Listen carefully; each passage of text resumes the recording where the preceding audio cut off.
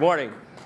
A couple great discussions there we had. I'm going to talk a little bit about what we're doing at our two airports to improve the customer experience. I heard Wendy mention about the journey, and it's the customer journey that's most important to us. The customer journey, your journey begins with us. In order to make that journey the best possible, we have to listen to our customers. And we're on a journey. We're all on a journey. We're on a journey to find out what we can about our customers, to improve the experience, to make it the best experience possible. It's the journey of discovery, action, and results. It all starts with data analytics. We heard that discussion a few minutes ago and earlier this morning about finding out our customers, getting information from them from various sources that I'll go over in a few minutes with you. The action is you take that information and you find out what you can do to improve that experience, and then you see what kind of results you're getting, and it continues to go around. So you improve the customer experience and increase revenue. I'm the Director of Revenue Strategy, and you might say, why is the revenue guy up here talking about customer experience? The reality is the only way to continually grow your revenue is to focus on the customer experience. You can do little things here and there to raise your revenue, but you're not going to sustain that, you're not going to grow. The only way to do that is to focus on the customer. And it all starts with our business intelligence. They were talking a few minutes ago, I think Trevor was talking about silos.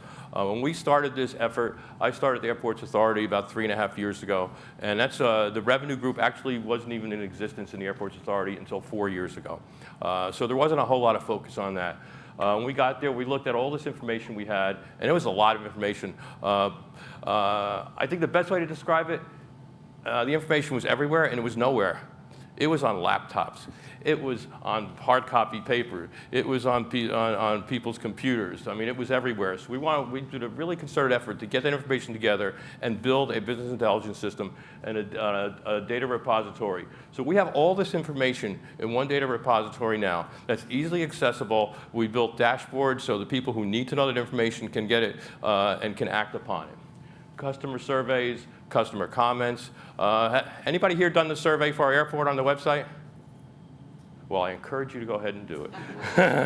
All right. Comments. And we get information from customers, again, from the survey, from the comments. That's directly from our customers. There's also information you get indirectly from customers by looking at their patterns of their activity. How are they parking? Are they driving to the airport? What product are they choosing? What are they purchasing at the airport? Are they shopping and dining? So you can get a lot of information from customers, not directly from them, but based upon the overall pattern and the trends that you see from the customer experience. We have information on our financials, Wi-Fi. When you go onto our Wi-Fi now, you're asked to give your email address and your zip code. So we've got a lot of information on our customers there as far as where they're coming. I'll talk a little bit later about how we're using that information. We have the Happy or Not terminals. You've seen those in the airports and some other places where you can push a green or a red button to see if you answered a question yes or no, if you like your experience. We use that a lot. And then we have all our aviation statistics. That's the stats that come in from the airlines, about the enplanements, the deplanements, how many flights are coming in and out. So we have a global picture of what's going on in airports and what our customers are experiencing. I'll talk a little bit about some of the things we have here. This is just some examples of some of the dashboards we have and we built. The software we use, and I'm not advocating one way or the other, our IT team did a great job. We have a very good IT team. We work collaboratively with them, with our airport managers and the customer service groups. They use ClickSense. It's a pretty nice tool that we could build these dashboards any way that we need to see them. So on the customer side, for customer feedback, this is the customer comments first. Customers can provide comments in any of the categories, any of the areas of the airport. We put out monthly reports, but we can look at this daily. This is uploaded in real time to our business intelligence system. We can take a look at it at any time period, by month, by part of the airport. We go down to, we can look at the airline and see what kind of responses customers are giving based upon the airline they're taking. The survey. We ask customers to ask questions or answer questions. Some of them are, how would you rate a particular area of the airport? How would you rate your TSA experience? Happy to note that in our two airports, the TSA experience gets very high ratings from our customers. I think part of it is because we're in the nation's capital, but they do a really nice job here, and that's one of the highest rated areas in our airports. But we get ratings for the overall experience at the airport, We also ask questions of customers, and we vary those questions sometimes based upon what we see customers telling us in the comments. For instance, we had seen issues with baggage in an area, part of the airport. Customers complained about how long it was taking their baggage. We added some questions to the survey to kind of narrow down where we could find where the problem was. So we, based upon the comments, the survey, and the Happy or Not terminals, we were able to narrow that down to a particular baggage area of the airport, a particular airline, and work with the airlines and find why that was occurring, and we were able to fix that. That's an example of one of the things that we can do based upon the customer feedback. Happy or Not terminals, this is where we could see how the customers are rating whether they're happy or not with a particular area of the airport. We had an experience with our Wi-Fi. Up until about a year and a half ago, the airports did not own our own Wi-Fi. It was a consortium that owned it, and it was old, and it really didn't work very well. And if you've gone to our airports a year or two ago, you probably experienced that. We installed our new Wi-Fi about a year and a half ago. It's owned by the airport. It's state-of-the-art. It has way more capacity than we need now, and it'll have capacity for the future. But what we did was we put one of those terminals out, or two of those out there, to see how customers were rating their Wi-Fi experience before and after. So we could see if it's having a desired effect. We could even see in particular parts of the airport where the signal might be as strong as other parts. So just another example of how we can use that information. One of the questions we asked, and we started asking this about a year ago, how do you arrive, how do you leave the airport? So how do customers arrive and leave the airport, whether it's Metro? TNC is a transportation network company. That's an industry term. That's Uber and Lyft.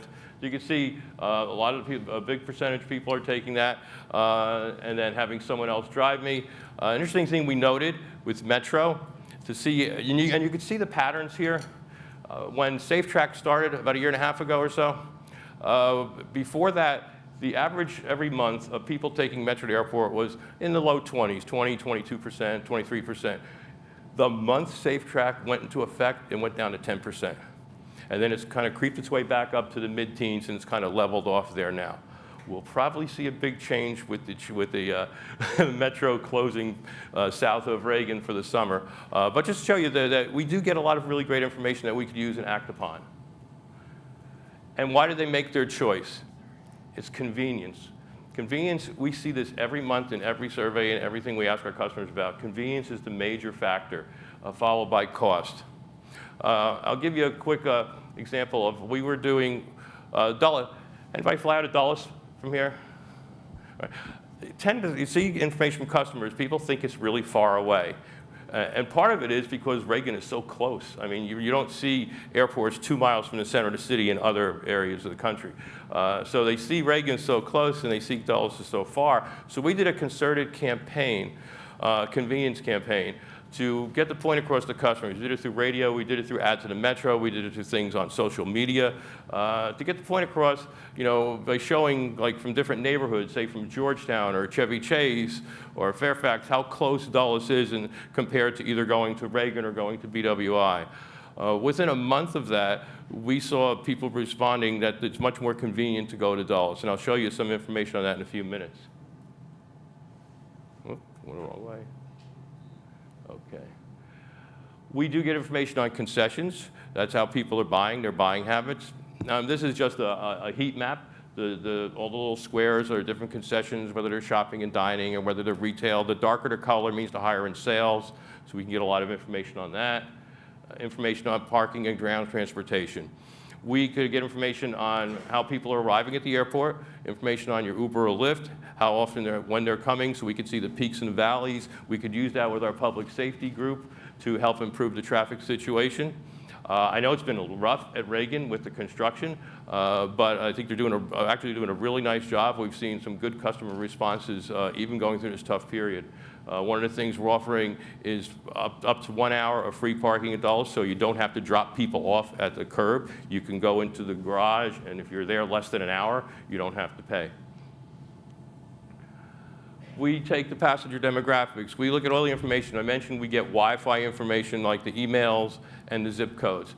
We could bounce that off of the census data and see, based upon the percentage of people that come from different zip codes, what their education level is, what age groups come to our airport, and what the different ethnicities, income levels, so we can just find out more about our customers.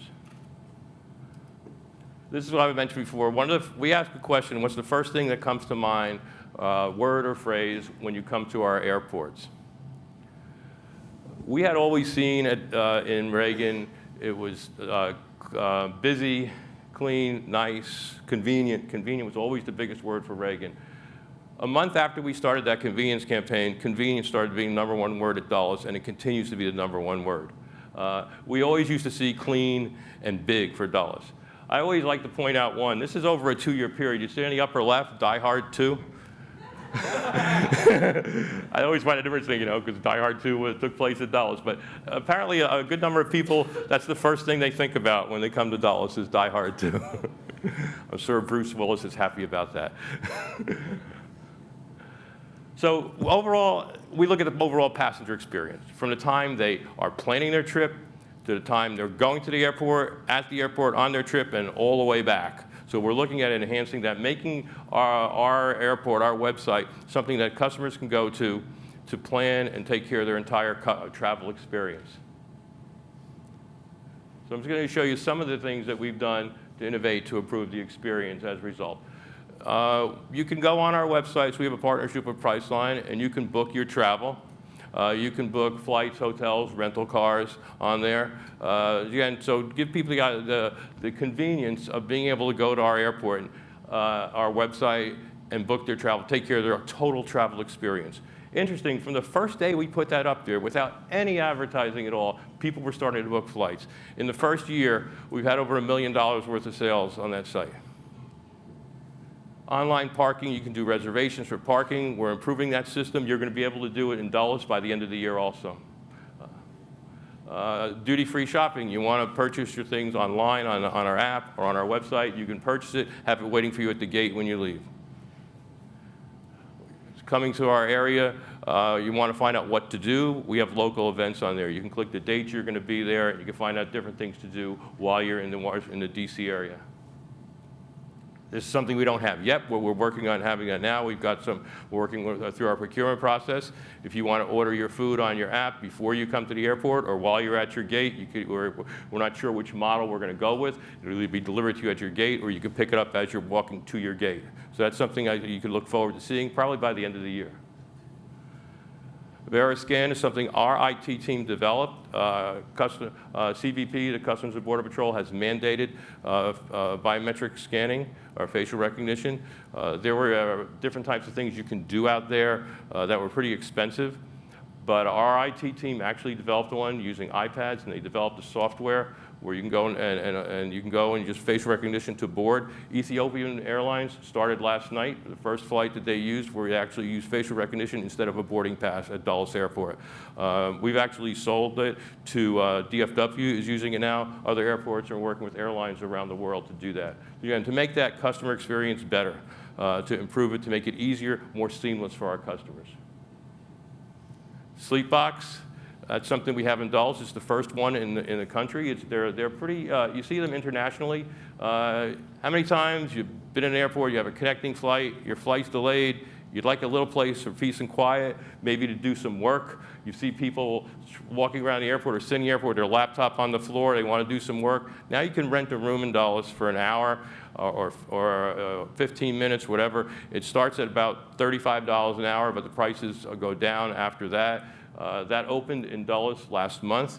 In the first month, we had 195 people use it, so we're starting to promote that.